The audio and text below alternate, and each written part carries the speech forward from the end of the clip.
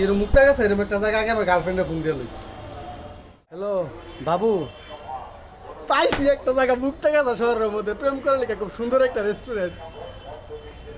হ্যাঁ ঠিক আছে ঠিক আছে। কোথায় মুক্তাগাছা? Green house restaurant? ও যাকে প্রেম করার মতো জায়গা পেতেছিলাম না। ঠিক আছে, আমি তোমার লোক এখনই দেখা করবো। হ্যাঁ আচ্ছা ঠিক আছে, আচ্ছা আচ্ছা ঠিক আছে। ঠিক আছে তাহলে তুমি আসো। আর রেস্টুরেন্টের লোকেশন তো তুমি জানো না, মুক্তাগাছা প্রেস ক্লাব মার্কেট আছে না, তার দ্বিতীয় তলায় গেট দিয়ে উঠতে উপরে আসবা। খুব সুন্দর একটা মনোরম জায়গা, চিপাচিপিও আছে, প্রেম করুন যাবো। কবে তো তোমার লগে দেখা করি না, গ্রিন হাউস রেস্টুরেন্ট আজকে দেখা হবো।